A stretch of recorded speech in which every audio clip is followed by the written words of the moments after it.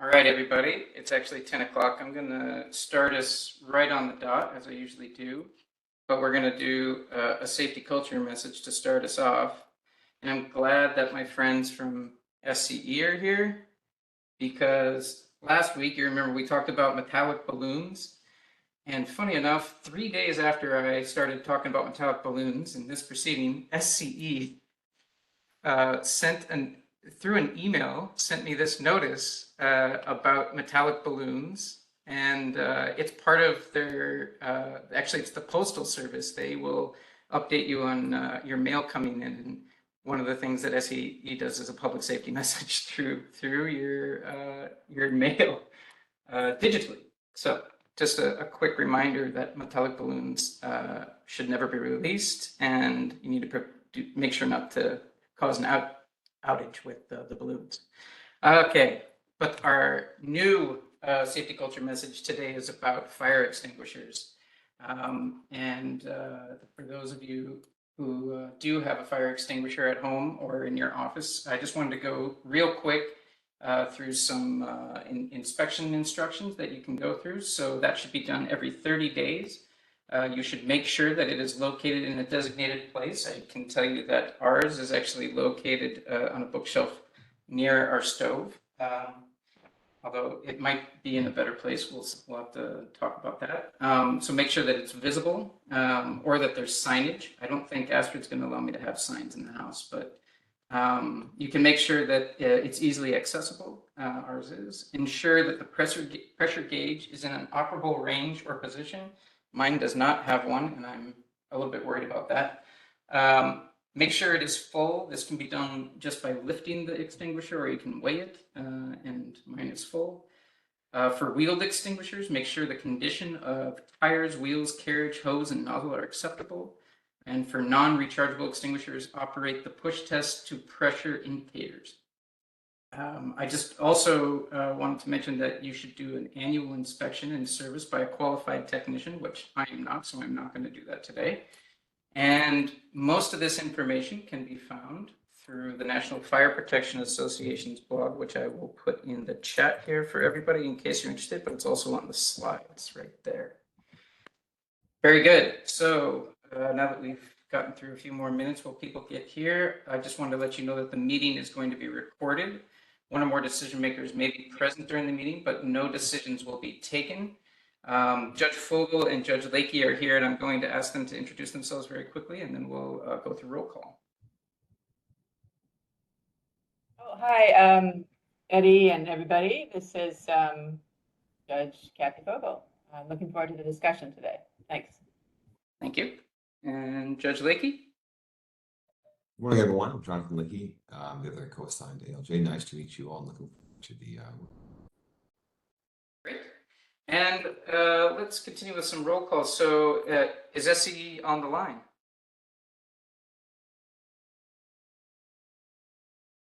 Yes, SCE has representatives on the line.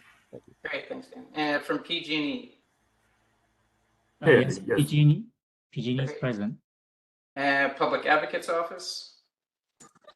Yes, Anna Yang is here. Great, thanks, Anna. Semper Companies? Eddie, SoCal Gas and SDG are on the line. Excellent, thank you. Turn, anybody from the Utility Reform Network? I think that was Turn. Katie's here, and Eric Borden is on the line as well. Excellent, thank you. And Mossy Grade Road Alliance, Dr. Mitchell is here. Present. Excellent. And Protect Our Communities Foundation?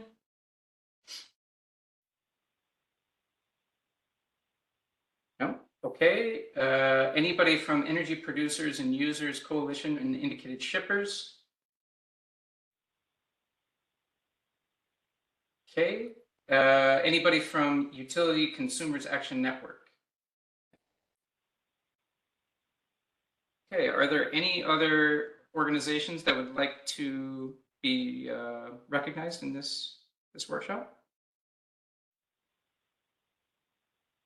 Okay, so the agenda is going to be relatively fixed, just to make sure that everybody's schedules is taken account of. You know, there's some flexibility allowed if there's consensus, but I imagine today that we'll probably use up certainly all of the first discussion.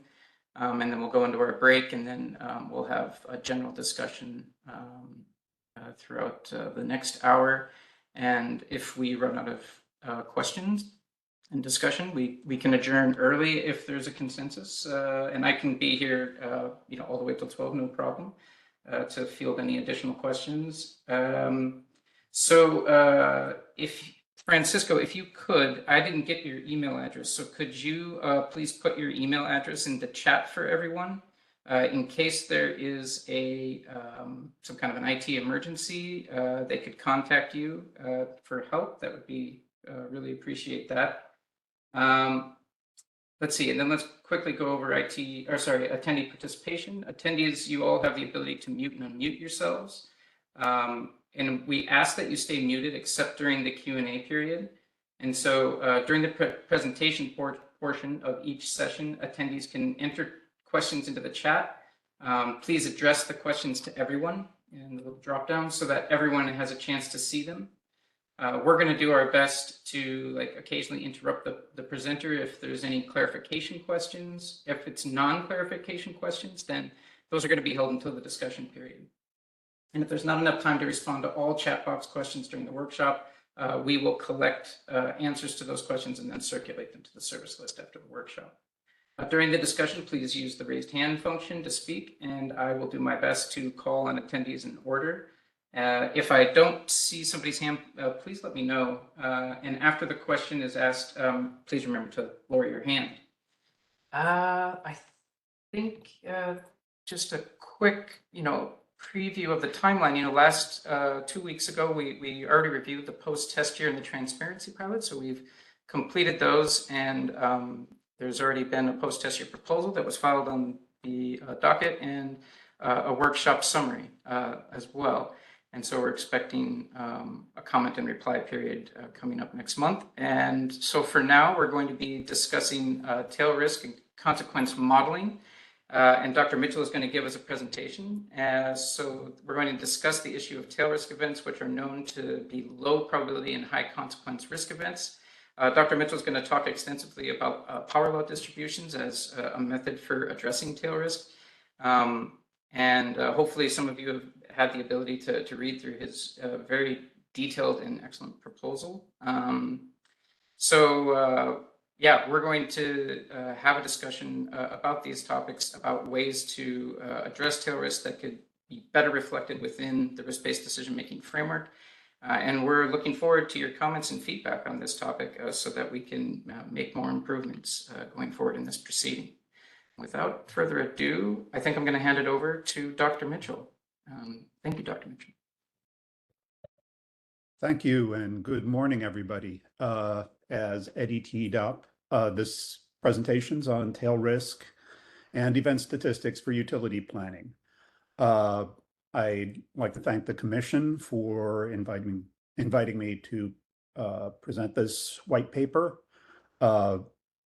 As we'll see in the next slide, this is a process that was initiated in phase 1, the discussion of power laws and tail risk, and it's made quite a lot of progress, not just from what Mussy Grades presented, but the utilities have done some very good work, and I'll be representing some of it here, and of course utilities will correct me if I misrepresent it, but let's move forward to the next slide and sort of run through the history, where we were, where we are, and where we're trying to go right now. Back in spring of 2021 was when the original white paper about tail risk and power laws was released.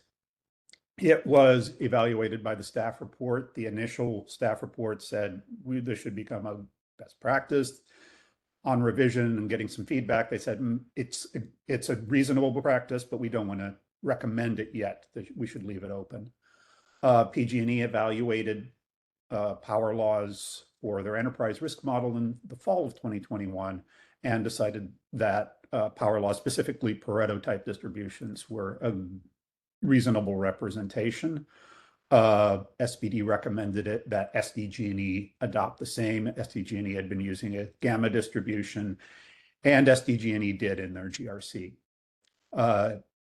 Currently, SPD has recommended that SEE use the power law distribution for its general enterprise risk calculations, but SE has other methods, and we'll discuss those briefly in this presentation. So what the current proceeding wants to determine, if we could go to the next slide, these are the questions that were raised. This is an eye chart. I'm not going to read this to you, but we can revisit it after the presentation, make sure that all of these questions have been addressed at some level. It starts with, of course, how is tail risk defined for the purpose of utility wildfire mitigation? So let's go into the presentation and just go through, for the people who are joining this and don't have the background, let's just talk briefly about what we're talking about here. So there are some physical processes that are characterized by these buildup and release dynamics, accumulation, instability, and then you get some sort of cascade. These have been identified in various disciplines.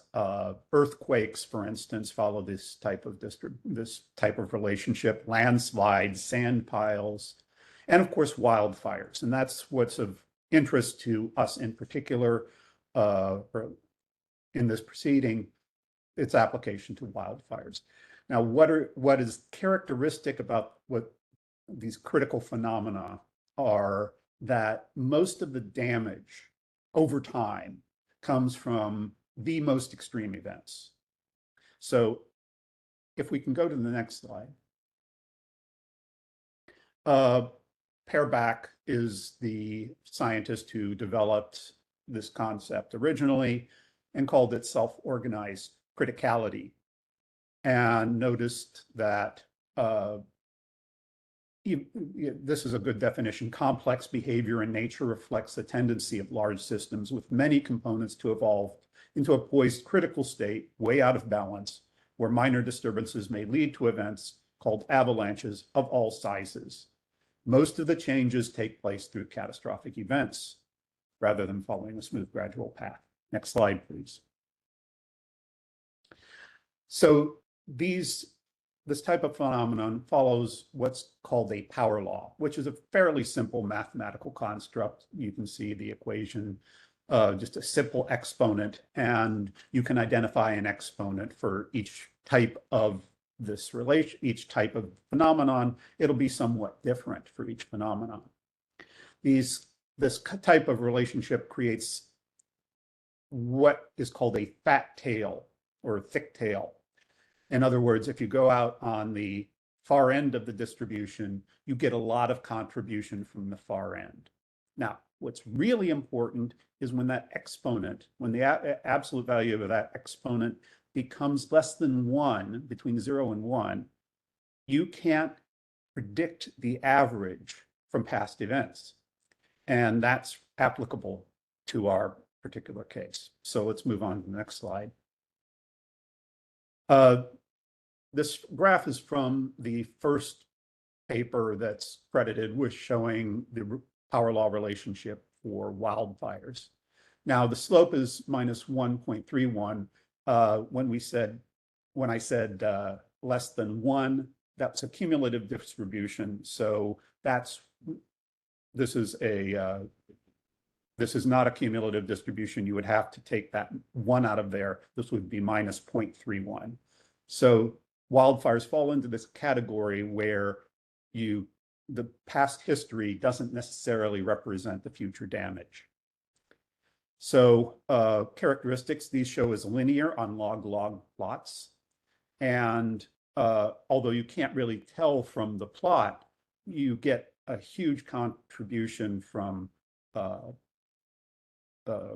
the tail end. So for instance, 2% of wildfires do 8% of the damage. And it gets even more extreme than that. And we need to take that into account when doing our risk modeling. Moving forward, please.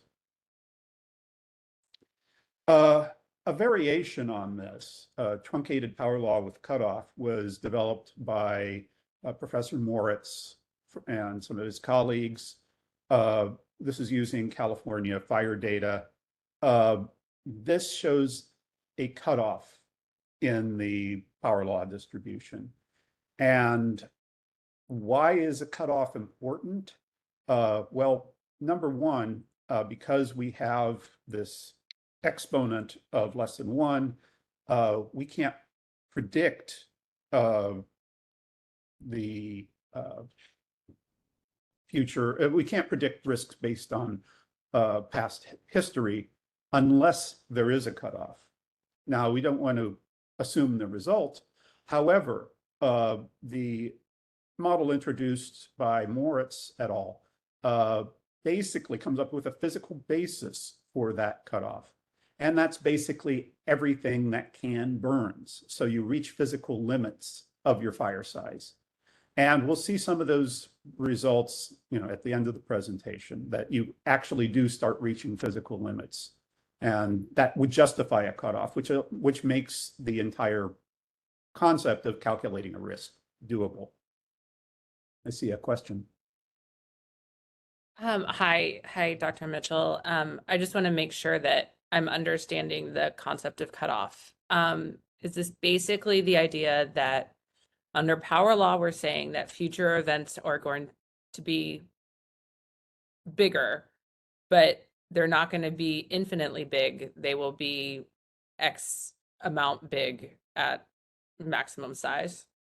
Yes, that's correct. So Thank basically, you. we have the Pacific Ocean out there. That's one limit. We've got built up areas, and you can burn some of the built up areas, but sooner or later, fires will not propagate further into urban areas. We have deserts, we have lakes. So there's a lot of physical boundaries. And so the size of your maximum fire corresponds to the size of those physical boundaries. And there's a lot of different scales that can apply to, because certain areas are very burnable, other areas are not, and that turns out to be a critical consideration when we start looking at geographical dependencies of risk, and we'll discuss that near the end. So we can go on to the next slide if there are no more questions. I see Eric has his hand up too. Okay. Making sure I'm clear on Katie's question. So does the expected value become the maximum cutoff?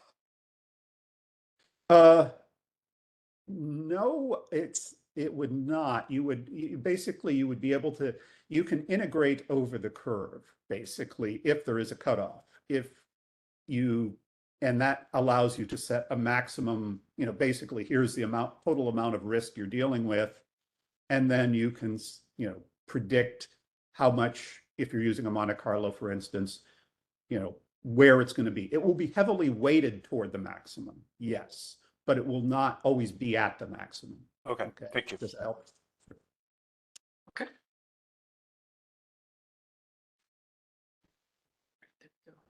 Okay, so power line fires, it's good to look at those specifically. I've done that here with CAL FIRE data and compared California fires without power lines to power lines, and they line up pretty well. Power line fires seem to fit the same type of distribution that others do. So this is applicable to power line fires. And you can see that, it's a little bit over predicting at the very high end, but if we can go to the next slide. I'm presenting the same data here, but I'm a little bit differently. So basically what I'm doing is I'm integrating what is the total amount of loss in each of these bins, okay? So each bin is independent from all the other bins, and it's how much of the total loss, all the area burned, occurs in this particular bin. And as you can see, it increases as you go up toward the maximum fire size. So what we're seeing for both power line fires and without power line fires is that most of our area that's burned is being burned by really, really big fires. And, to some extent, the medium and small fires are, second order effects. The big story are the big fires. And that's where the whole concept of tail risk comes in. So the thing that you have to worry about is the rare thing that's going to be really, really big. So can we move forward? So we've got different types of utility risk analyses that are done in their ramps and in their wildfire mitigation plans, and each has its particular application. There's enterprise risk models where the utility calculates overall risk from a certain domain, so it can compare wildfire risk against seismic risk, against cyber attack risk, and so forth. And the Sorry, I hear some background noise. I think, Josh Stewart, could you please mute? I think that might be coming from you. Thanks. we have planning models, and those are used to prioritize and circuits and circuit segments and to find the locations that should be mitigated before others.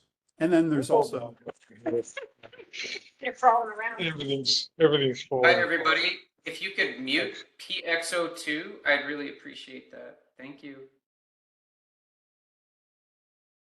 okay, then we have operational models, and those are used for de-energization. People, or the utilities run risk models and try to determine for a given weather event, where is it going to affect, what's the risk versus what is the risk of power shutoff, and use that as an input to make the determination of whether to shut off power or not. Currently, power laws are only used by PG&E and SDG&E in their enterprise model. Southern California Edison uses an 8-hour Techno-Silva simulation to predict its losses. And we'll talk more about that and Techno-Silva, because one of the questions we want to ask is, okay, we know tail risk is being accounted for in the enterprise models by the power law used by PG&E and SDG&E. To what extent is tail risk incorporated into the other models that utilities are using? So let's move on. Yeah, Eric? Thanks. Are you saying in the enterprise model for wildfire risk or for other For wildfire risk, yes. They only apply power laws to particular tranches of the wildfire risk, particularly catastrophic fire losses. That's where they use these power law models. Okay, and is that do they calculate RSEs at the enterprise level? Or is that a different type of modeling? Yeah, I am not sure. Okay. No worries, thanks. So the PG&E white paper published in 2021, I'm showing some of the plots here from that. It's a very good paper.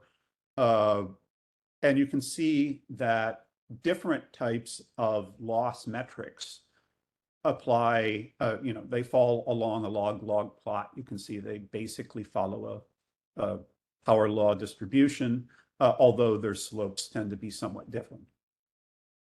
So next slide, please. What PG&E ended up using was a truncated Pareto distribution. That's a subclass of power laws. You can see the plot of the distribution versus the actual measured wildfire sizes on the upper plot. And you see that power law ends up predicting a much higher value at larger losses than, for instance, a log normal distribution. And there are a number of, with extreme statistics or extreme value event models that can be used, gamma, log normal, Weibull distributions. And Southern California Edison, in one of its recent presentations, alerted me to the paper by Lee and Banerjee from 2021. It's a really good paper and basically supports the PG&E determination. It shows that a truncated Pareto provides the best fit to wildfires in California between 2000 and 2019. Next slide, please. Can we go to the previous slide? I just want to make one point, that when we're talking about fits,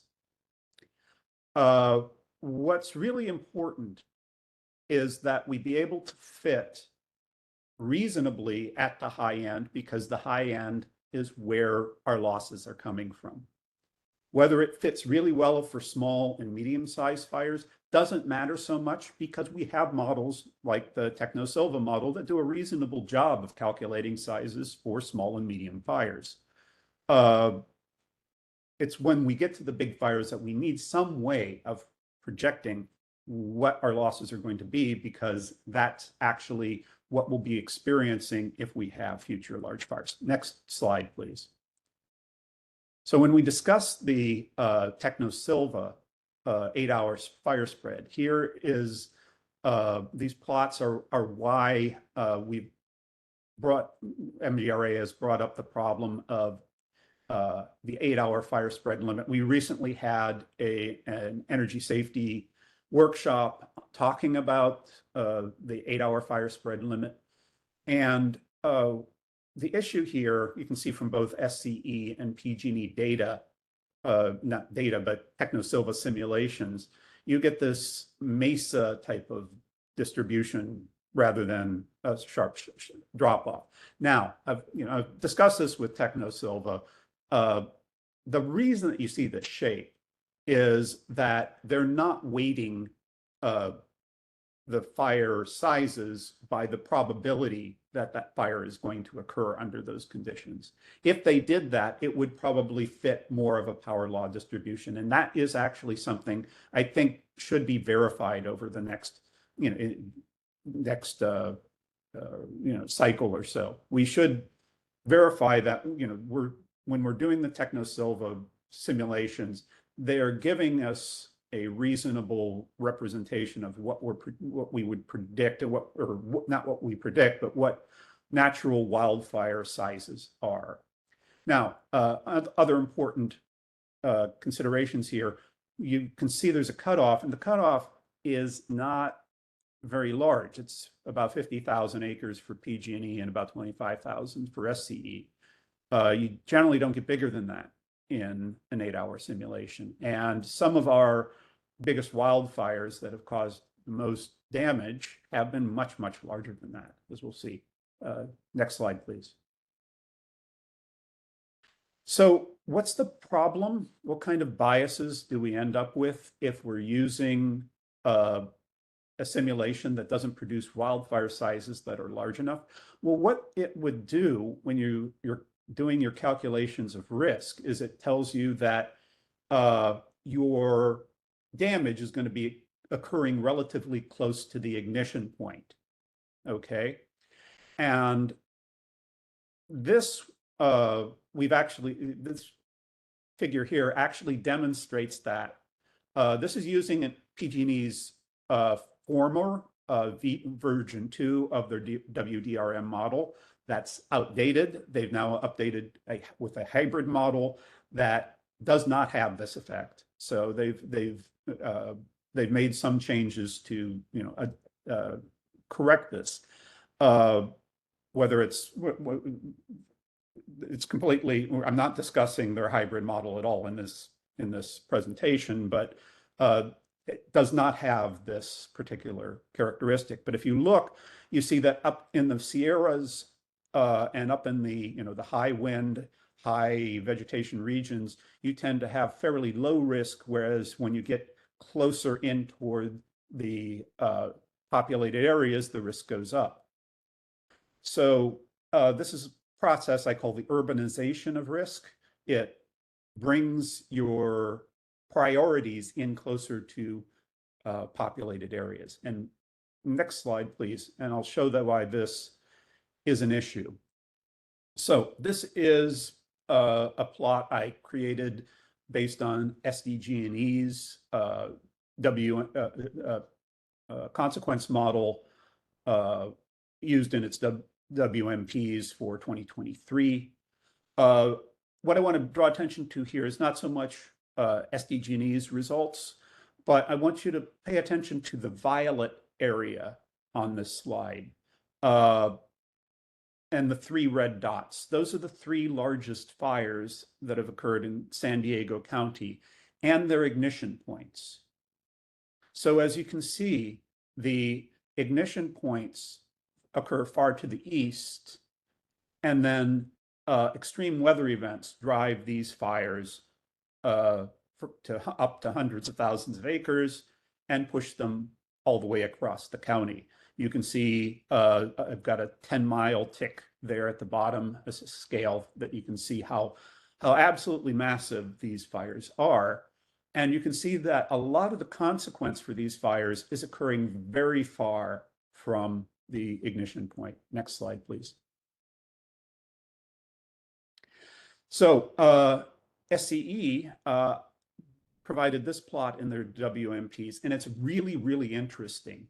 What they did a simulation, these are not technosilva simulations, but what they've done is taken historical fires and calculated based on a publicly available model, how big were those fires at the 8-hour mark? And what this plot shows is that there's a relationship between how far a fire has burned at 8 hours and what the final value is. So the magnitude of the losses increase, SCE claims, but qualitatively, these are pretty much the same. So this opens the possibility that, yes, maybe potentially you could use an 8-hour simulation in conjunction with a projection to calculate overall losses. That projection could be a statistical projection. It could be based on a power law.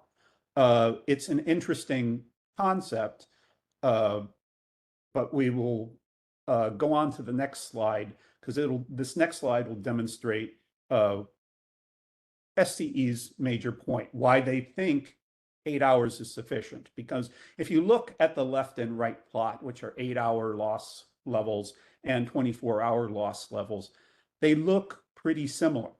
And the SCE's point, and they can correct me if I misrepresent it, is that basically you're seeing approximately the same shapes, the same areas being affected.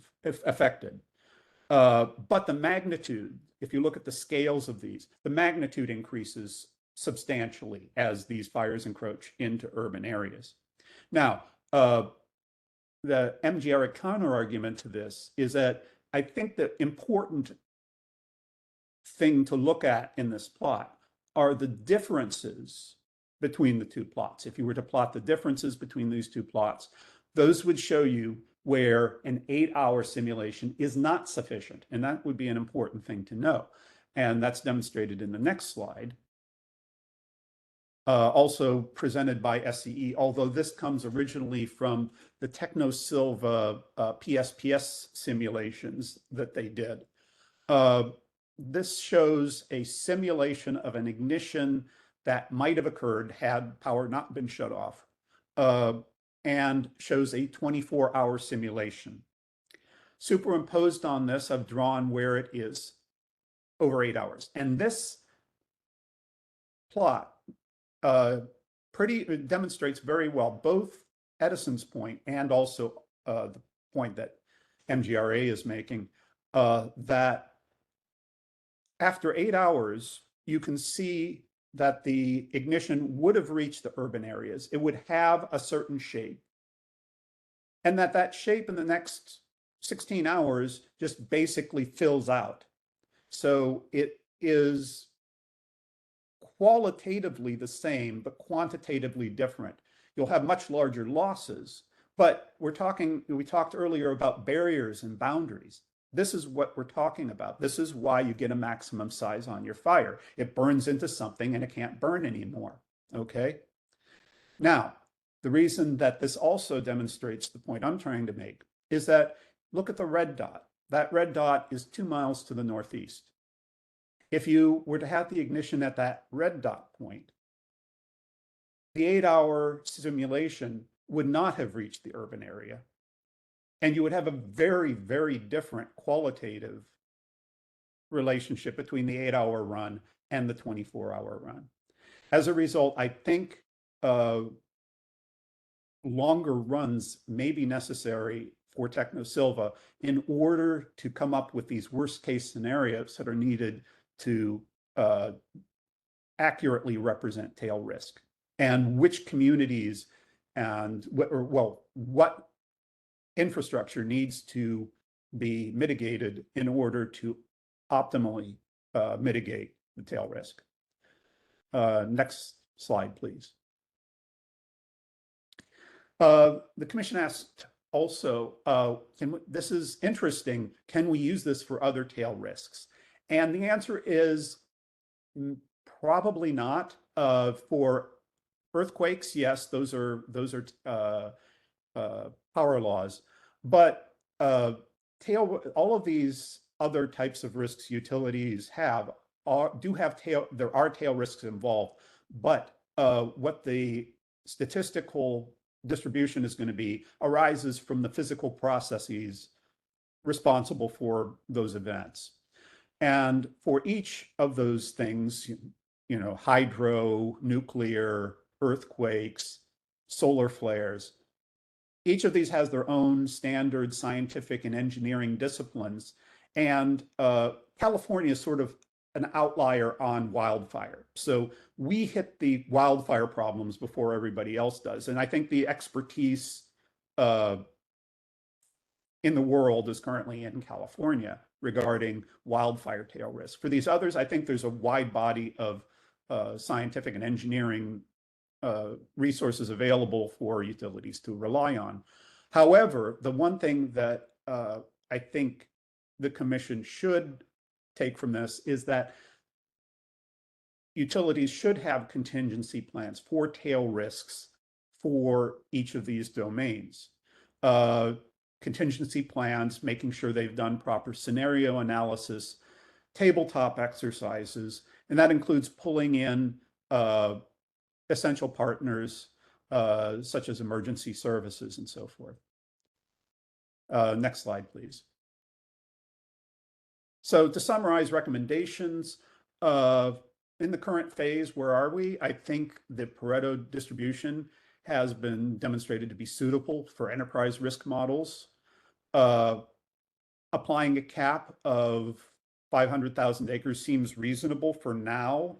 However, we should validate further with further simulation and other methodology if appropriate.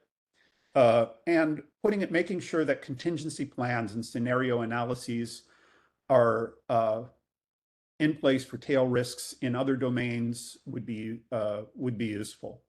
In future phases, I think validating the fire spread modeling against the power law would be very useful to do.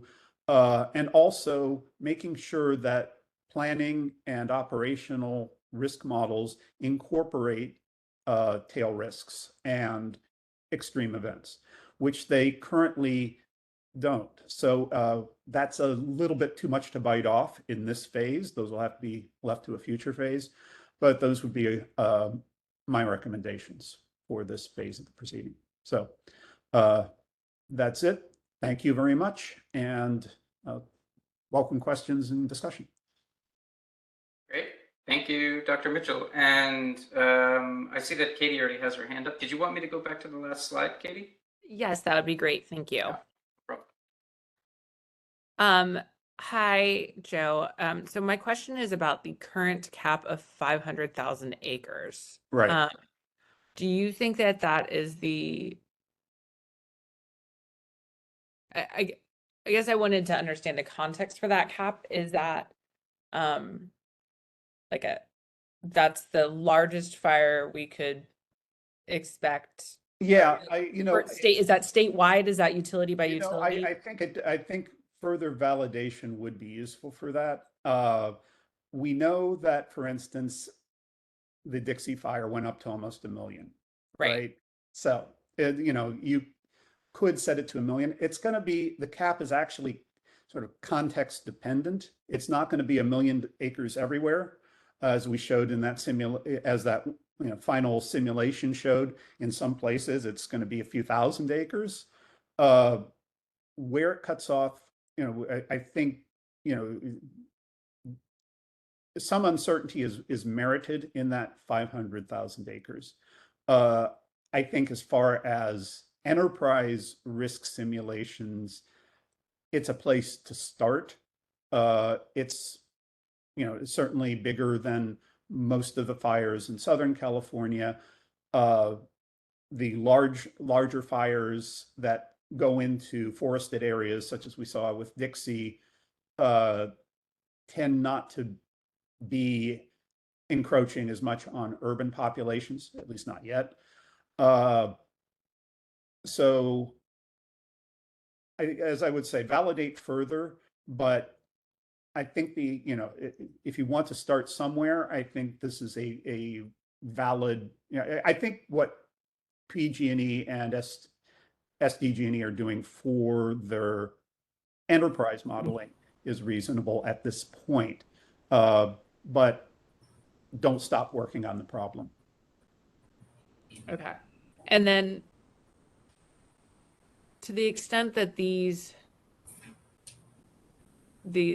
large capped number is informing the expected value, Mhm. and I'm going to try and talk about math, but I'm not. I'm a lawyer, so Okay. I apologize in advance. Like, are we treating them as a 1 in 20 year event? Like, is it a 5% chance of happening? How is this large number informing the ultimate, calculation of the expected value? It will. I think there's a sense that I think PG&E may have done a sensitivity analysis on that. They can provide more information on that, but you're correct. The where you pick the maximum value does affect the overall scaling of the overall risk.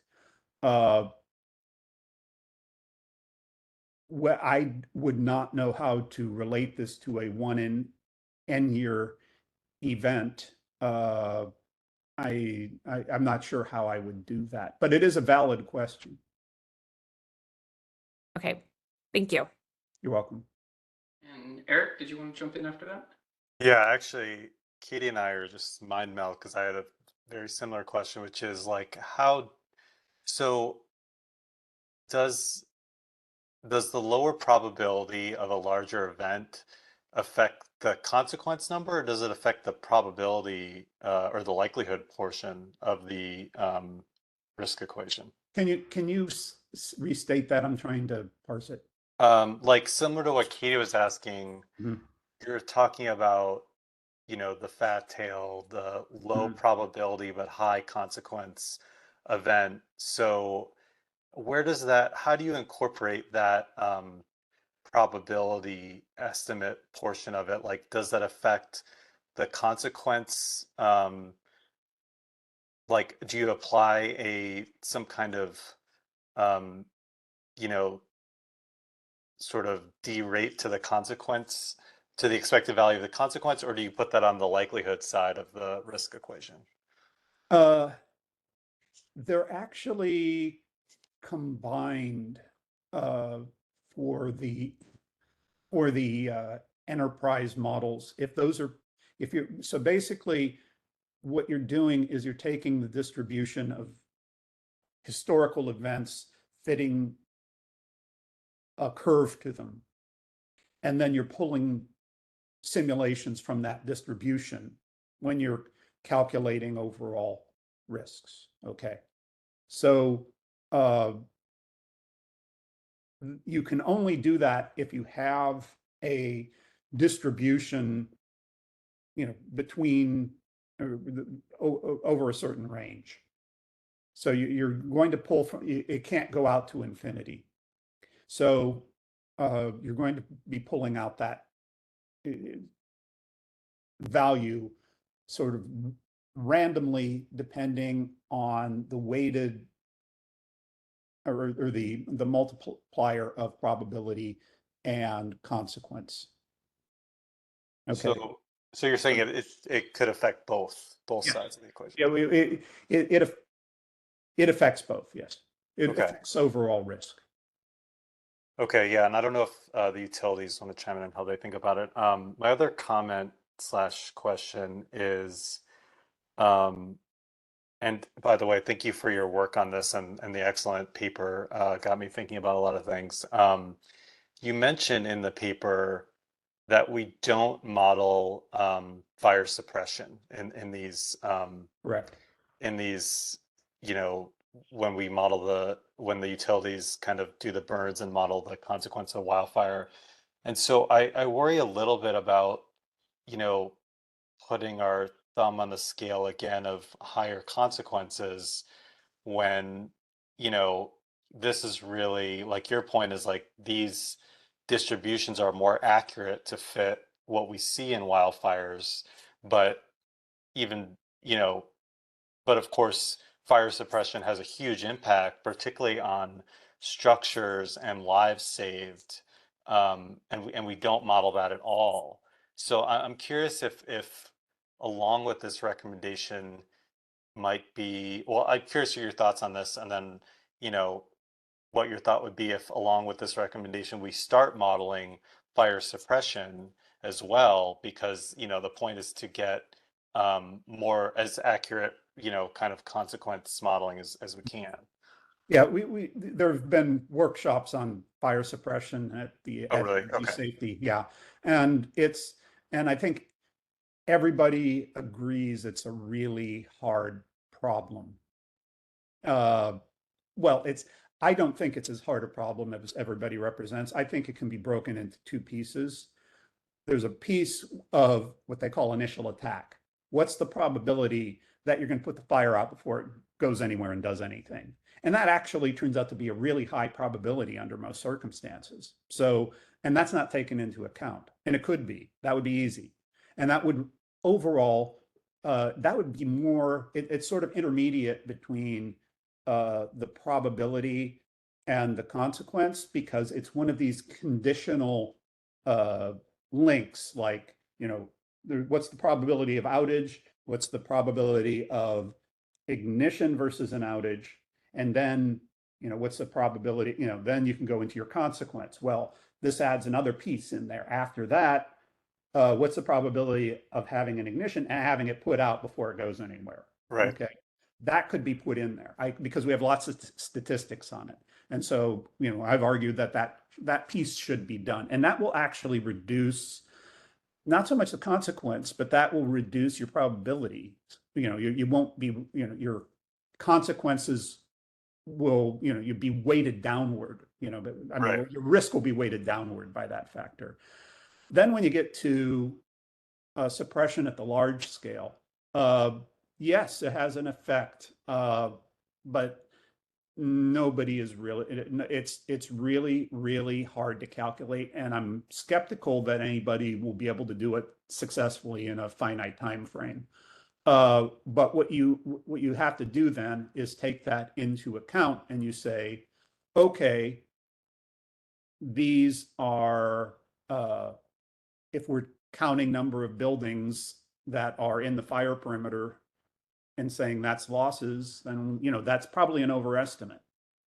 We're overestimating. So the overall estimate can be overweighted by the suppression, by neglect of taking into suppression into account. So Right. And that is that's super helpful and clarifies some things for me. I mean, that is what my understanding is how it works now is, and understanding we have the limit of 8 hours, but if buildings kind of come within those 8 hours of the fire spread, then they're assumed to be destroyed, which is, of course, overcounting the number of buildings. Do you know, just off the top, if CAL FIRE tracks the number of structures they save in a wildfire, or because that would at least be some data on it. Yeah, there is some data on that. I'd have to pull in somebody from CAL FIRE to see exactly what. Yeah, we have some of that data because you know where your fire perimeters are, and you know how many buildings were burned, and you know how many were there. So you can kind of, in hindsight, maybe do some statistical estimates. Now, something Michael Dan pointed out that's really important is power law distribution is actual data, right? That's what actually happens in real life, right? Including suppression. Suppression's in that too. So everything in the kitchen sink is in the power law distribution that we fit. So to the extent that we're looking at the enterprise data, that's taking suppression into account. That does. But the planning and the operational, where we're using simulations, those do not. Right, and I think that's the point, that the fire spread modeling that like TechnoSilva does, if you were to apply a power law distribution to that would not take into account, because that's a model of future fires. So I think you've distinguished that well. Okay, thank you. And we've got a couple more minutes before a break, but we've got two hands up. So Jade, would you like to? Yeah, and I think Holly has a question in chat too. So she does, yeah. Go ahead, Jade. Hi, good morning. I'm Jade Tim Swan. I'm with SDG&E Enterprise Risk Management. On behalf of SDG&E and SoCalGas, we definitely want to thank you, Dr. Mitchell, for your white paper. We'll weigh in with comments regarding our findings, or your findings, sorry. But first, we believe it's important to remind ourselves and the greater audience here that among our highest imperatives throughout these proceedings is to understand, quantify, and eventually prevent catastrophic incidents like these. Dr. Mitchell's white paper and this topic at its highest level intend to accomplish just that. We felt the white paper provides reasonable context as a basis for his analyses, including how the power law applies best to, quote, self-organized events. In his standard definition of tail risk, he relates it to black swan events, which help to illustrate that tail risk is a natural extension of uncertainty, and that it is an appropriate order for us to conduct our TWGs, being that was the last TWG we spoke to. With respect to those uncertainties, the science behind these studies, I think we can see, requires continuous improvement to ensure the most accurate modeling is adopted as well, whether that be power law or another model. In our analysis at SDG&E, we found the power law to be useful in application of our wildfire models specifically, and our data set when including the appropriate span of data to build the distribution. In an attempt to build the most meaningful and accurate estimation of tail risks, we agree with Dr. Mitchell's statement in his paper, and I'll quote, "It might be that a combination of extended wildfire modeling and input from subject matter experts with experience in wildland firefighting, as you mentioned, could be used to construct reasonable worst-case scenarios," end quote. It's those worst-case scenarios, especially informed by actual events and accurate data, that have shaped our mitigation strategies over the last 2 decades, and we believe they've helped us achieve better results in terms of preventing catastrophic wildfires and keeping our communities safer. Overall, we believe the preponderance of data should inform the appropriate modeling technique. And onward to non-wildfire risks, Dr. Mitchell also mentions in the paper, quote, "Many of these utility risks, however, have well-developed standards, engineering practices, and bodies that can provide additional guidance on how to deal with worst-case scenarios," end quote. These best practices may or may not be informed by data collection and modeling, especially where there's lack of data, but rather ultimately it's utility operational experience. They're driven by the utility's overarching responsibility to provide safe and reliable service. While we aim to continually improve the data sets associated with wildfire and potential non-wildfire catastrophic events, time's also of the essence. Meanwhile, for sake of our customers, we should responsibly assume these black swan events will continue to expand in their potential magnitude of consequence. They're by definition unexpected. Thus, we can't model expected values only and hope to prevent catastrophes. We can't reasonably mitigate catastrophes quickly, but rather we think systematically with continuous reinforcement of infrastructure safety. So in summary, we support power law on the condition that the underlying data provides an appropriate distribution.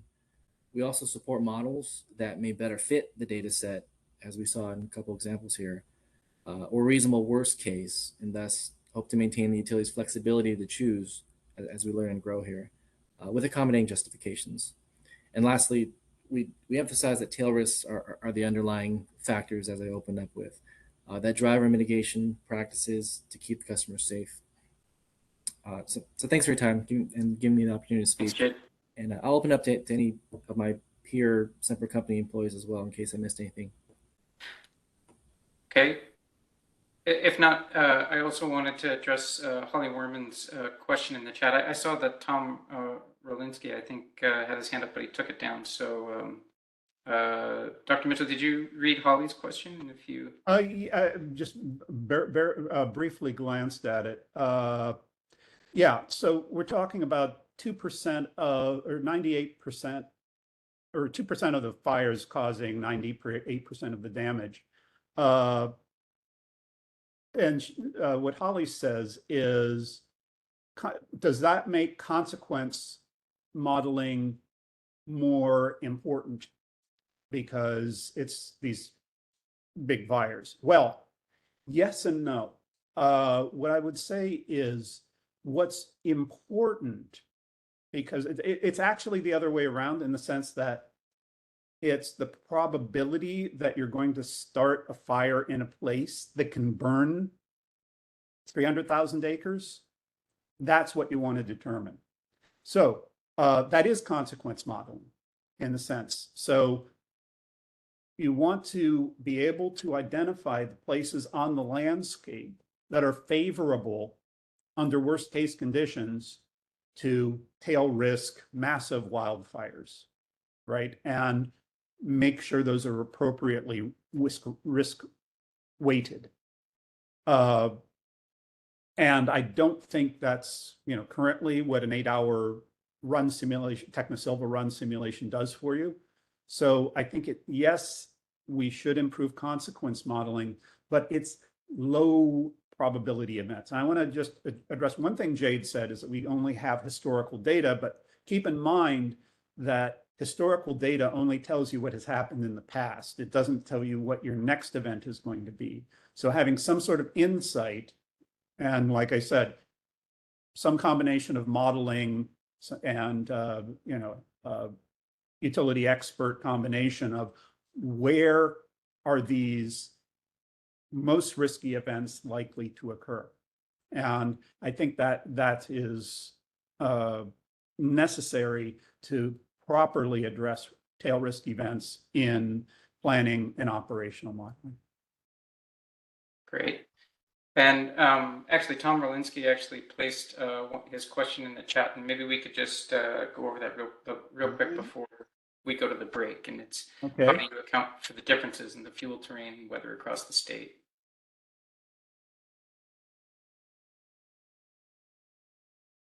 Yeah. 500 acres seems high. The largest fires that have occurred in Southern California have been around 300 acres. That's the largest historical fires. So what looking at power law tells you is that history is always an underestimate of future. And I mean, if we look at, for instance, if we look at the largest historical fire over the past 25 years, that's ticked up every few years as we keep exploring the space. Now, part of that's climate change, but we also have just this power law pushing on that too. So there is considerable uncertainty in the upper limit, and it may in fact be different for PG&E versus SDG&E. It might be appropriate to have a different limit. I think having, studying the problem through worst case events, longer run simulations and other methods might help to refine that number. It shouldn't be final, but I think you have to start somewhere, because if you don't pick an upper limit, you don't want to pick an upper limit where you're underestimating the upper limit, and you don't want to not pick an upper limit and then not be able to define risk at all. So I think what Jade said about uncertainty being key here is very important. The largest fires determine your losses, and you don't really know how big your largest fires are going to be.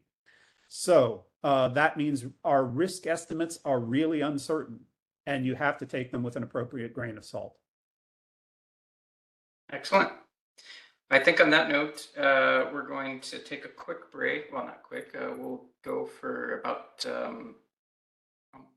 10 minutes, and we'll be back here at 11:10, and we'll continue the discussion. Thanks. Thanks, everybody.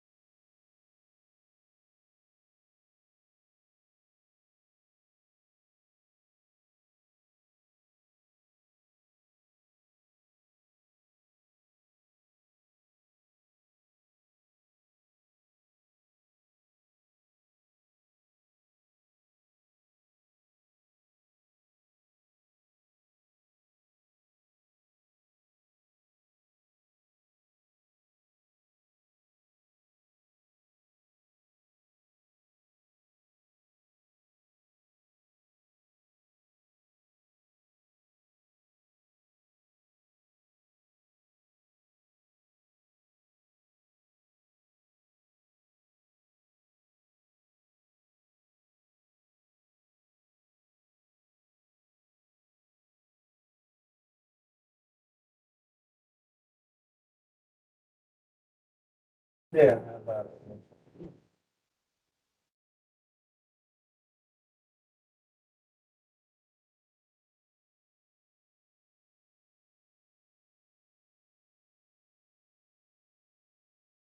I want to make you aware of it, please.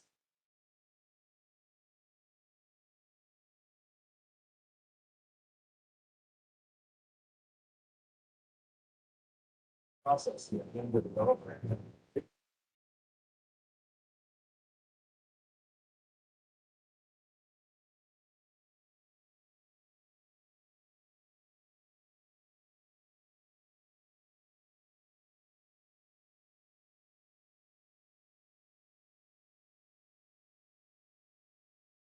I like it.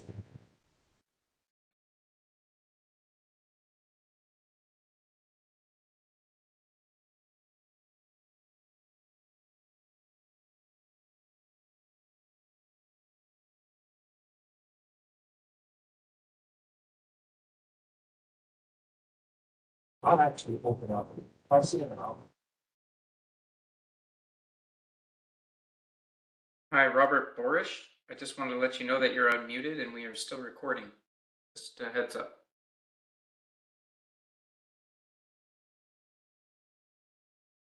I look at our report. Hi,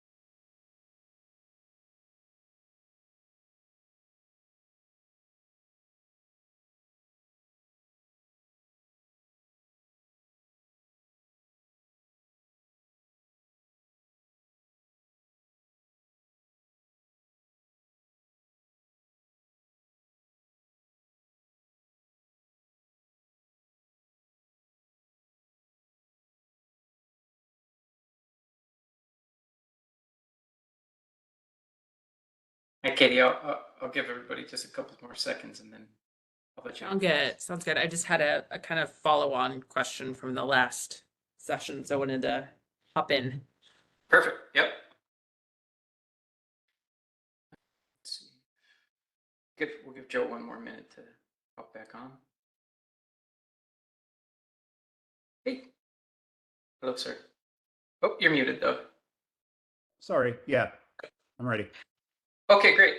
So for the next like 40 minutes or so, I think we'll just jump into we can start off with a general discussion. And if we, have some extra time, we do have the planning questions that we can run across one more time before we end. But for now, Katie, why don't you start us off? Yeah, I'm just trying to understand the mechanics of this and kind of where it fits in to our the utility decision making and our reflection on that decision making. And I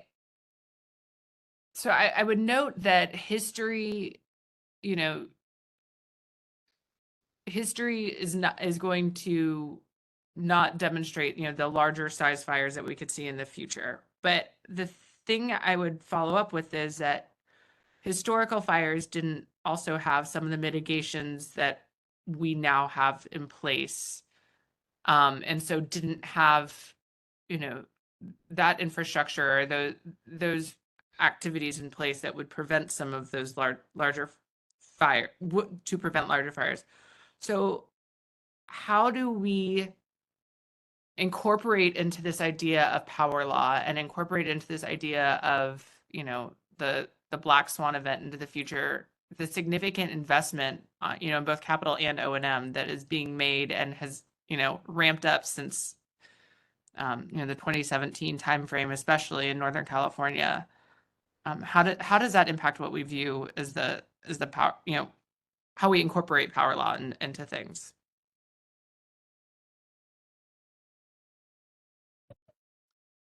Okay, I'll start. I think generally, the mitigations affect the probability side rather than the consequence side of the equation. And also the power law distributions that we're using from historical fires are not historical power line fires, although those are included. Those are all wildfires. So to the extent that power line fires are typical wildfires, they would fit in that distribution. To the extent that they're different, and there are certain things that make them slightly different, such as the wind dependence, strong wind dependency. There is a difference there, and the mitigations would just affect the probability side. So, and that would be how you would take it in. I think you would incorporate it in that mechanism when you're calculating your risk. Katie. Yeah, and so I think you highlighted another question I didn't know I have, which is, you know, what we're looking at in the GRCs, et cetera, is how the utilities can make investments that will address, you know, a wildfire caused by their assets, because Right. that's what the utilities have control over. So I guess, again, like how do we prevent acknowledging that these large events may, whatever happen in the future? How do we incorporate the sort of sphere of control that the utility investment actually can have in order to protect ratepayers? Right. And I think that's to some extent separate from the power law, which our application of the power law currently which is the enterprise risk models, because the enterprise risk models just basically say, here, this risk is much bigger than this risk, and this is where we should be putting in our investments overall. So it gives you sort of an overall scale and scope of the wildfire problem, whereas when we're talking about specific mitigations and how to do it and where to do it and how much to spend on it and which mitigations to use, those are planning decisions. And as I've shown, the power laws relationship isn't used in those. And in fact, that they don't take into account the mitigations. The mitigations can and do bias the results. Example is power shutoff. It's something we've pointed out for some time, that utility data collection, when they're trying to estimate the probabilities, they're looking at where their fires are starting, but their fires aren't starting in high wind areas now because they're turning off the power. So as far as the probability distributions, it looks like these areas, which are subject to PSPS, have lower probability of starting a fire.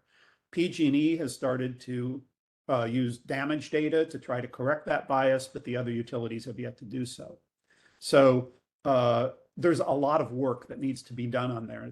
In that area you're talking about, of trying to figure out how to incorporate these largest fires into the utility risk calculations that are actually being used on the ground to figure out what to spend and where. So I see that Brian raised his hand, but I think Judge Fogel actually had her hand up before that. So Judge, would you like to Sure. Thanks, Dr. Mitchell, for your presentation today. I just want to verify, I'm thinking that sort of the impacts of climate change are already reflected in your recommendations about use of the power law and the Pareto approach as better able to predict potential consequences. And then your other recommendation about looking more closely at places in the landscape where catastrophic events could ignite and have impacts over the 24-hour period. Is that true, or do you think that some other kind of overlay is necessary to reflect changing conditions due to climate? I think a lot more work needs to be done on climate. The Energy Safety held a workshop yesterday on climate change. I think there's going to be another workshop that they hold next month on climate change. The current models use historical data to make predictions about the future, and what we know about climate change is that those historical assumptions are changing, and they're changing in complex ways. And I think the utilities are putting effort into figuring out exactly what those mechanisms are going to be. And these models that we're using should be updated for climate once there's a good mechanism to incorporate that. But right now, they're using historical data. So I think the climate problem, and I think it's going to be it's also going to be it'll be addressed, I think, is that addressed in this proceeding? No. Yes, in September. Yeah, September. Yeah, it's vitally important, and once those models or mechanisms for incorporating that are put in place, yeah, you'll want to feed those into your risk models and make sure that those are incorporated as well. Thank you. So if I could just follow up for a minute. So even though the models are using data from recent fires that are already starting to reflect changing conditions from climate change, you're thinking that's not sufficient? I don't think that's sufficient. I think the changes are somewhat slow, although they seem to be accelerating. And the volume of data that we have tends to be weighted by the older rather than the newer events. But I think considerably more work needs to be done in the climate area. Thank you. Great. Brian.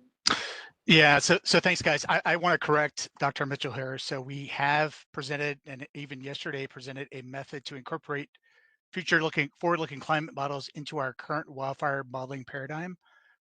What we did is we took data from CalAdapt, well-known data source, which is using the climate OIR, and we projected forward what live fuel moisture and dead fuel moisture will look like. I think we're the first utility in the state to do that. So we are looking at how it would look like, Judge Fogel, and I think we're prepared to share more about that on September 13th.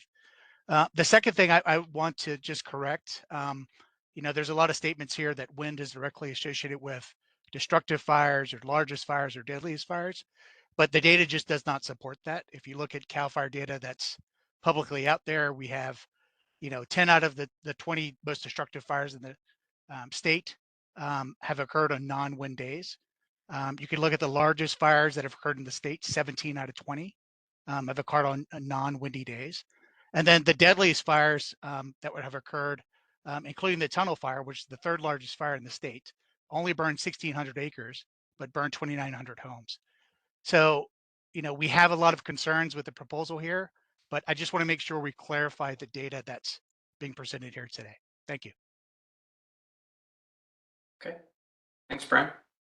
Yeah, I would thank Brian for the first correction, and I missed that part of the presentation yesterday.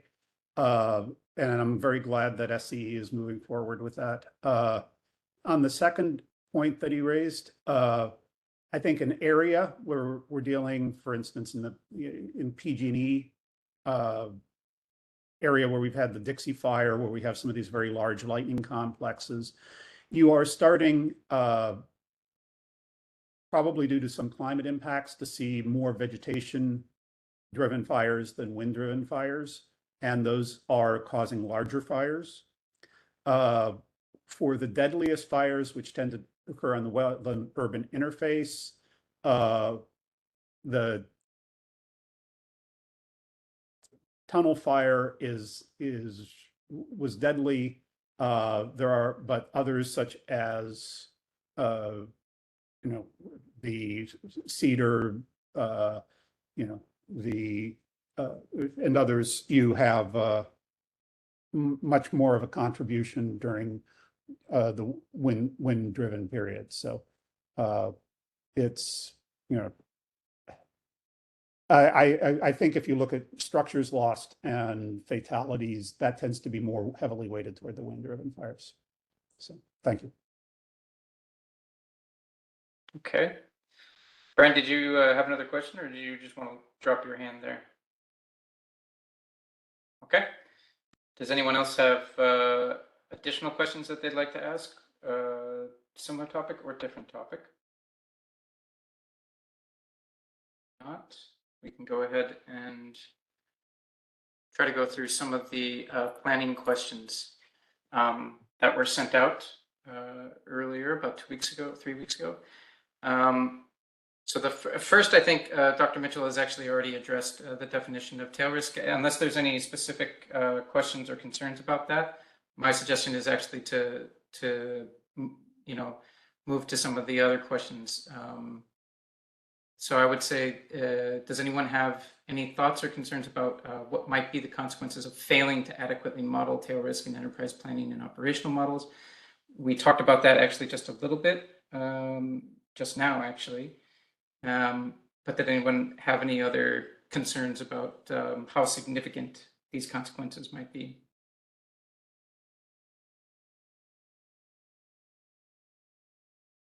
None.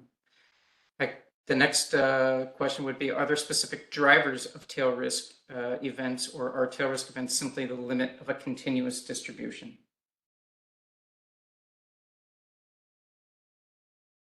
And Dr. Mitchell, you feel free to jump into these questions as well. I know some of them were addressed in your paper and you didn't get a chance to talk about it in your presentation today. So Yeah. And I think, Brian and I just had a exchange regarding wind driven. So you have a little bit of, you can see how it's presented in our paper. And yes, there are large vegetation driven fires that will be exacerbated by climate change. But we also have wind driven events, and those tend to be more those tend to be more correlated with utility wildfires because you have the cause and the effect correlated with each other. Thanks. Could I ask a quick clarifying question? Actually, it's somewhat related to this topic, which is the issue of egress and how egress plays into these calculations. I was wondering if anyone had any thoughts about how that might play out in terms of tail risk. So I can speak to Edison. We do have egress. It is included in our model. It is included as part of our IWMS strategy. We have identified locations that, even under benign conditions, small discrete fires, that would be on the other side of the tail, where you could have challenges with people evacuating. So we have included that in our IWMS strategy. Yeah, I don't think we've. There is a good way to include it directly in MAVF in this way, but we have included it and presented it at our GRC using that paradigm. Okay. And I'd like to follow on that and just say it is important to the extent that when you're looking at fatalities, and that's your metric, you are much more likely to have a tail risk event with a low egress, if there's a community with high egress risk. So and the campfire is just the most glaring example of that. So yeah, that's how egress comes into play. And yes, it would drive fatality tail risk. And I see Michael Dan just turned on his camera, so I'm assuming that he's got his hand up too. Go ahead, Michael. PG&E. In our study of egress, we observed that the majority of fires with significant fatalities were front-loaded in terms of problems, right? Structures burned quickly without a lot of notice. That seemed to be one of the biggest indicators of a high fatality fire. Also wind. So there are not many examples of large amounts of egress problems later into fires. Do you mean beyond the 8-hour mark? Is that what you're referring to? Yes. All the ones that you can think about in Northern California in the last 8 years where more than a few people died are all like first few hours, like hour 1, hour 2, hour 3. Very front-loaded. Very good.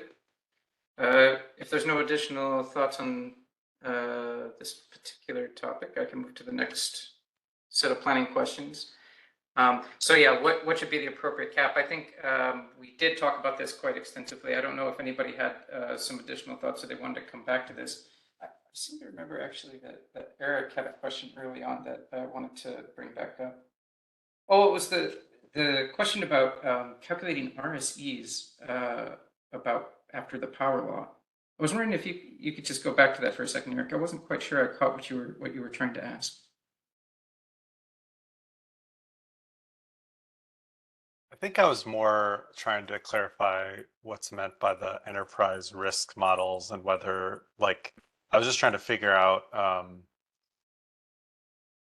is that where they're calculating the RSEs for each risk or something else? And I'm still not totally clear, but I think it is. I think that's it's like there's the granular sort of planning models that have, say circuit segment level, and then that's rolled up to the enterprise model, which calculates risk and RSE, if that's your understanding too.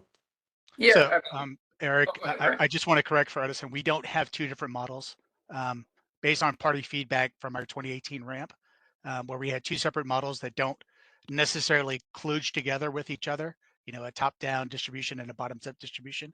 We have one single planning model. So we have RSEs at every single asset that we can roll up to an enterprise level. So I think that's one of the technical challenges which may be glossed over in this presentation here. Yeah, that's great. And I think a lot of times though they do connect even in the past, but the enterprise tends to be much higher level than the more granular models. Yes, and the second point I wanted to make to, I think the earlier question was, what would be the natural cap for a distribution? I don't think at Edison our position is to force our data or the data that's out there into a particular distribution, but let the data sort of show the distribution that's appropriate here. Whereas you may have one distribution that's productive for sort of all wildfires, North and South California. They may not be the same distribution for just Southern California, and they may not be the same distribution just for utility-caused wildfires. I also think Katie brought up an interesting point too. They may not be the same distribution post-mitigation, and they may not be the same distribution post-climate change. So I think force feeding any of this data without the being informed by a bottoms-up simulation, we're just going to get some very weird outcomes that we're going to have some problems tuning and reconciling at the end of the day. So I'll leave you guys with those thoughts based on these questions. Could I ask a follow-up then? Is there a formula or a process for trying to decide a cap that's unique to a given territory? Again, it depends on, we have simulations that go out to 8 hours, and those represent what we're comfortable with viewing, and they're based on an unsuppressed max consequence. So they're already representing sort of the higher end tail risk. They're not representing the worst possible outcome, which I don't think is really necessary at this point. And I think if you go to the worst possible outcome or extend the burn time out beyond that first burning period, you know, you're going to get some outcomes where, you know, you're more uncertain about what areas you're going to burn. You're going to get outcomes where you may be prioritizing rural locations over urban locations in proximity to people and assets. And you may also get to significantly higher RSEs where they may not be warranted. So there's some significant dangers as we extend these burn times and as we fit it to these distributions. And it's not just, at least for Edison, this is not an academic exercise. Yeah, fair enough. All right, Eric, I see that you had your hand up to respond to that. Sorry, Brian, I wanted to ask you something too. I'm curious what distribution you are using at this point and whether, so Yeah. on the consequence side, are you doing, and I'm sorry, I have not looked at your GRC yet. No problem. Are you doing Monte Carlo simulations and what distribution are you using for those? Yeah, so our simulations are based, we have simulations in proximity to every one of our assets. We have many millions of simulations, and then you have simulation points, and then we have 444 weather scenarios. Those weather scenarios are based on the worst fire weather days that we've had in the last 30 years. So they're already like the worst of the worst, right? And what we do is we simulated each one of those ignition points, and we take the max consequence from each one of those, and then we relatively rank the max consequence. Now, it could always be worse. It's already weighted towards the tail. In fact, it's weighted towards the tail of the tail. So when we look at the distribution across all of those, it's not like we're looking at a probability weighted distribution, and I think that's totally accurate. What we're looking at is we're looking at a relative ranking of where we would most likely want to prioritize where we're mitigating. Okay, and so can I try to restate? So Yeah. you're actually not using a probability distribution. You are choosing a wildfire based on, as you said, the kind of the worst 440 days, but there's no probability distribution associated with that. The probability is right. on the other side of the equation. I That's guess. exactly right. So if you think Okay. about the bow tie construct, and we did this purposefully, we on the left side we have the likelihood of actually having ignition. The ignition event has occurred, and then below the bow tie. So we're assuming what's the possible worst outcome that could have occurred on the right side. We feel that it's just not appropriate to reweight the right side because we already know that a catastrophic wildfire could have already occurred. And this is something that, you know, we want to bring up in the next phase, where it goes to risk tolerance and risk attitude. You know, I don't think we're trying to model towards the average wildfire. We're trying to model for the wildfire that could occur when firestorms occur, meaning that fire suppression resources, no matter how well we model it, are going to be stretched. You can think of 2003, 2007, 2017, 2018, 2020, where you had these massive firestorms, where even if we could have modeled suppression accurately, the suppression resources wouldn't have been there. So you had fires that artificially grew beyond that point. So even though we talk about the probability of a wildfire occurring, it's really the probability of us suppressing a wildfire within that 8-hour period. That's really what the probability is. Thanks. A quick reminder that actually risk scaling is actually going to be discussed in October in this phase. So yeah, and then we will approach risk tolerance in the next phase. Yeah, Judge Fogel, please. Yeah, I'm appreciating this discussion here. Brian, could you sort of state in simple terms why you think Edison's methodology that you just described is, it sounds like you think it's superior to sort of using this power law distribution approach, or yeah, just expand on that topic? Yeah, so it's great. So, you know, when we have these big data sets, right? So we have worldwide data sets, we have statewide data sets, we have, you know, even regional data sets, the law of averages sort of kicks in, right? So when you take a statewide data set, let's just take wildfires, for instance, you're going to be biased towards bigger fires in Northern California. You're going to be biased towards fires that are going to impact more people if you pick Southern California. So if you take the average of those, you may not actually be mitigating or deploying in the locations where you're actually looking at the risk in your specific geographic area. So instead of looking at a top-down approach where we're looking at huge averages of data sets, we're looking at specific simulations at specific points along our infrastructure and basically focusing directly on utility assets and saying, what is the condition that could occur and the consequences that could occur in proximity to those assets, assuming that fire suppression resources are not available, which we've seen countless of times, even in recent history. And that's why we think it's appropriate to mitigate and to make sure we prioritize our assets based on that distribution. The other thing, the technology that we use is also used by all the other utilities. It's used by CAL FIRE and their operational resources, and it's calibrated every single year by CAL FIRE data. In fact, we're learning and developing new fuel models based on the data that we're calibrating with. So instead of taking historical data and instead of taking macro level sort of results, we are very confident in the simulations that we're looking at. The last thing I'll say, Judge Fogel, is that we are not trying to anticipate what the final fire size would be when we simulate wildfires, because that's impossible and practical.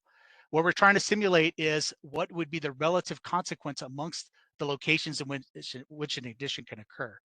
And Dr. Mitchell's right, the spatial patterns don't change much, but they do if you extend the burn time. In fact, you actually get to more rural areas and you would be mitigating those and reprioritizing those rural areas and in favor of areas that are in proximity to locations that we know will burn within 8 hours would probably lead to adverse outcomes. I hope that helped explain our position. Yeah, it did. Thank you. And if, Dr. Mitchell or anyone wants to chime in on this topic, please do. Yeah. Yes, this is a discussion that we've been having with SCE and Brian in many fora. If we look at the Techno-Silva simulations that go for 8 hours, as I showed in the slide, they max out at around 25,000 acres or so, approximately. And we have a lot of fires that are burning much, much more than that in the post 8 hour period. So for the purposes of enterprise level calculations, the power law is a better representation of the tail risk that we have for extremely large fires, which is where where most of our damage is coming from. If you look at the worst fires that have occurred, that's, as I demonstrated for San Diego County, that's where your damage is coming from. So at least for enterprise level calculations, we can use the power law over the simulations. Now, if we had perfect simulations that you could run and they would absolutely mimic what fires will occur, then yes, that would be a valid way. But the fact that we're cutting them off and restricting them means that what Brian said is right. Yes, some of the mitigations will be more rural. And that may be appropriate to have them be in high wind areas. And in fact, in SCE's general rate case, they've proposed a new probability-free category where they just look at consequences and they are specifically picking out high wind areas to go mitigate. I disagree with some of the principles that are involved, but the fact that they recognize that high wind areas, egress problem areas need to be emphasized is important. And I think those do need to be incorporated into the risk models. Whether we do it in the way SCE recommends, that can be debated, but these are important issues. So I think it's just the fact that the simulations are good up to the point where they're using them, but they don't capture tail risk, I think is how I would summarize. So Just real quick, Brian, do you want Eric to ask his question first, or did you want to just respond directly? And then I think we're going to move on to the next topics. No, I'm welcome to hear Eric's Eric's question here. Well, it's related, so you can That's just what I figured. take them both, Brian. I think from what I understand, what Brian's describing, and just to underscore either the power law distribution on the consequence side or another probability distribution, is that I'm not sure that the likelihood side of the equation will capture the probability of the weather event that Brian's describing their modeling on the consequence side. I mean, you can correct me on that, Brian, but I doubt that you're able to capture both the likelihood of either a vegetation cause ignition or equipment malfunction or whatever it is, and the fact that that weather event that you're modeling won't be always occurring at all times when that ignition or fault occurs. And so that kind of goes back to supporting some kind of probability distribution on the consequence side, unless you're modeling that on the likelihood side as well. Yeah, so we do have a probability distribution on the likelihood side, and it's just and if you look at the consequences, I think Dr. Mitchell put it in his paper, and he presented it earlier today. There is a distribution, and you can make that into a power law, but it would be artificially fitting it into a power law. But on the likelihood side, is that related to weather? It is based on the probability of failure of our assets, and wind is a component of that. But again, you can still have catastrophic fires in zero benign wind conditions. And I can point out dozens upon dozens upon dozens upon dozens of those. Okay. Okay. Yeah. And if I can respond to that, Eric, you brought up an important point. And this is something we discussed at length in a number of proceedings, is that this methodology of using the worst case days and the probability distributions taken from either outage or ignition data, these are not causally coupled to each other. And that leads to some bizarre results. So utilities using this method see a bias that's artificial and predicts that your dangerous fires are going to come from things like animals, vehicles, mylar balloons, and so forth. And if we look at the catastrophic fires occurring in utility areas, and I've done this for SCE's records for recent major fires,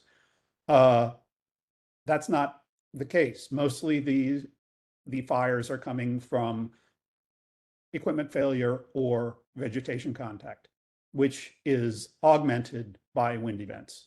So, and I've got lots of things that I've put into lots of filings on that. Okay. Is it all right if we move to the next set of questions, Brian, or did you want to? Yeah, okay, good. Because I think actually the last question we've kind of been discussing actually about whether or not the power law probability appropriately incorporates tail risk events. So yeah, currently the power law distributions are applied only to enterprise risk calculations. Actually, because we're kind of running short on time, maybe we'll come back to that at the end about whether or not we can represent tail risk in planning and operational models. So I just wanted to see, should there be any additional reporting requirement or guidelines to accompany the application of power law distribution to make the results accessible to a layperson? I don't know if anybody had a quick thought about that. Do we need any type of, reporting templates related to the power law that would make it more accessible?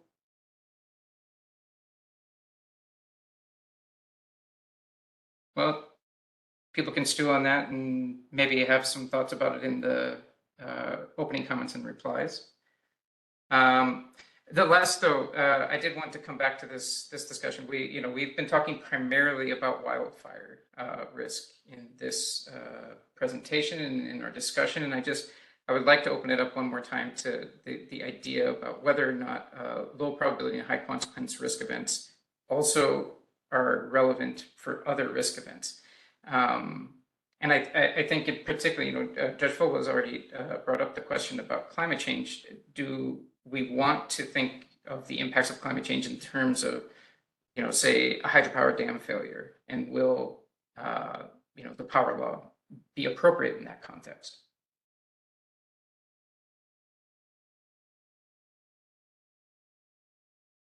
Yeah, Brian, sure, go ahead. If you have I would say, we would let the utilities have the data fit the distribution and not the other way around. I think that's sort of a common refrain that you're hearing from us. And I think we're going to talk more about how climate change could impact our other ramp risks and how it may be appropriate to model those. That's something we shared yesterday, again, at our OEIS working group on wildfire and climate change. And we're looking forward to talking more about it at the September 13th joint workshop. Okay. Yeah, I would also.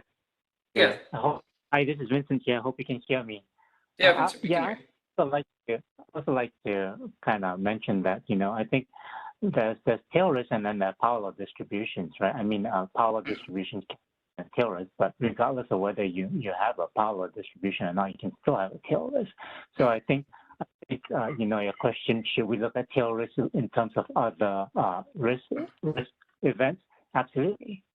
So, whether they can be fitted with the power law, I think our kind of view on that is that the power law is a tool we have in our toolkit, and it's something that we can consider when we look at the circumstances of the situation. Vincent, just to have you guys actually tried to apply the power law to any of the other risk events so far? I believe we have. I believe we've attached, I believe we've used it on our gas transmission. Transmission. Thank you. Okay. I think that's actually the last. Yeah. Do we want to? I think we have time. Do we have one little quick moment to? Does anybody have any thoughts about representing tail risk in planning operational risk models? I think we've discussed it a little bit, and I think Dr. Mitchell, I think you maybe had mentioned it in the terms of in the context of PSPS as well. Is that correct? Yeah, I think I have mentioned it in PSPS. I don't think that's the major point I would want to make on this particular topic are that when you have a reasonable risk model, it should, as a check, be similar to natural distributions of that risk.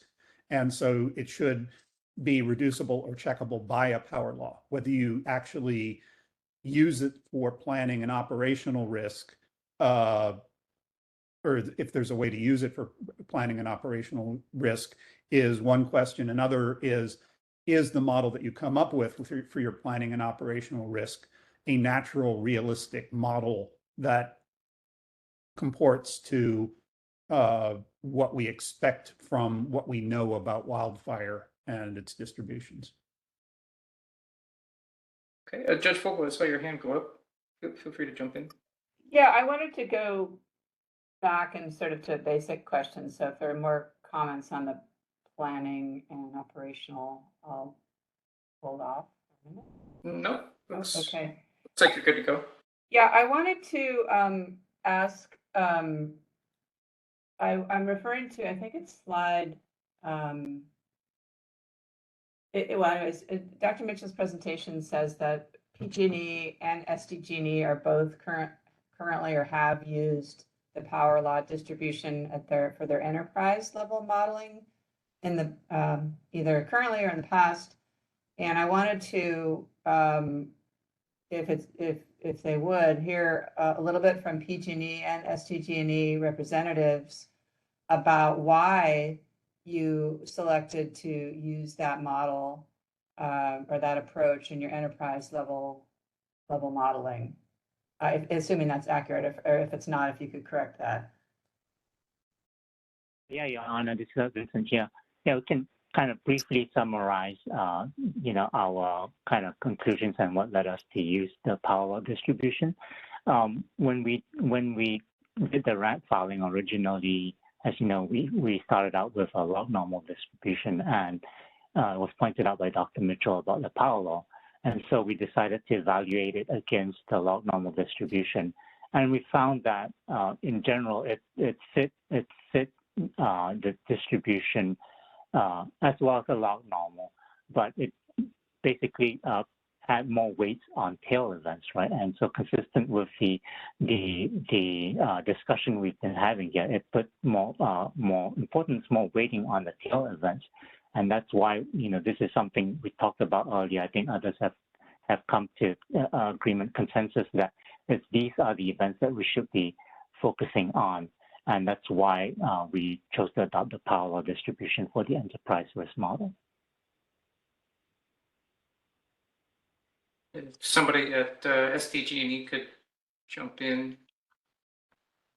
Yeah, very similar to Vincent's approach. We looked at 20 years of historical wildfire data, and the power law, specifically generalized Pareto distribution, provided a better fit for the data.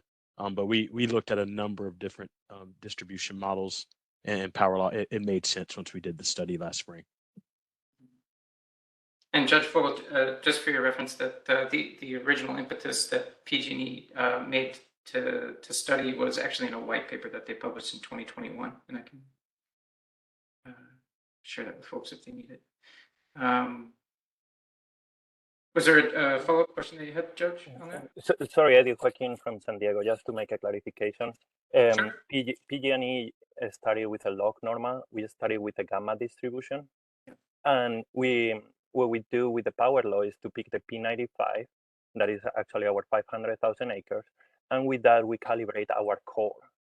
In our RSCs, the Loran core, our core is calculated based on the power law distribution. And that's how we are applying it. Okay, that's good. Oh, you're muted, Judge. Sorry. No, I just said thank you. Great. Excellent. Was there any other final questions? I can kind of write us out here. No? Eric, did you have a thought? I see your camera's on. No? And then just some final next steps, and stop me if you have any questions. That the workshop recording will be on YouTube 3 to 4 days, but actually it may be available before that, and I'll be sure to send that out to the service list.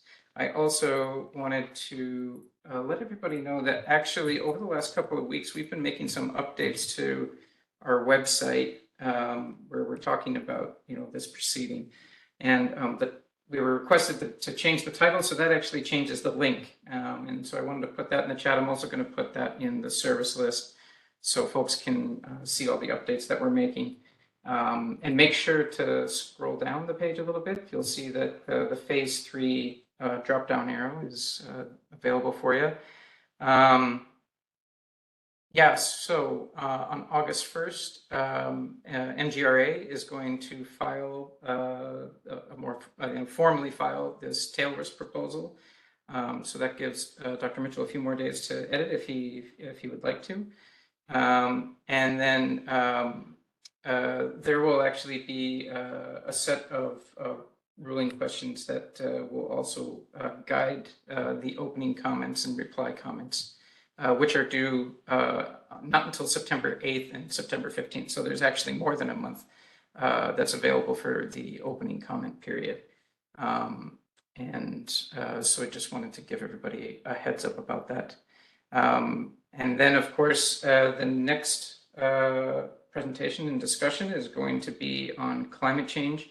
And at present, we have both PG&E and SPD. We're going to be developing proposals on that topic. And you'll start getting, I believe, about mid-August, you'll start seeing some planning questions for that. We still have a bit of time before we're going to hit that September 13th date for that workshop. So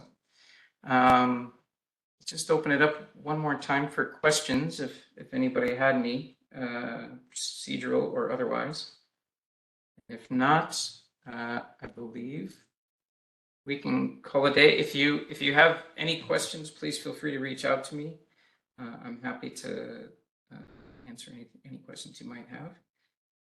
Otherwise, I will go ahead and give you back 4 extra minutes, 4 whole minutes for you guys. And I hope everyone enjoys their lunch. And thank you for a really great discussion today. It was a full discussion on this very complicated topic. And thank you, Dr. Mitchell, for your white paper. And thank you to the judges also for attending and providing some feedback for us today. Thanks, everybody. Thank you, Eddie. Thank you. Thanks, Eddie.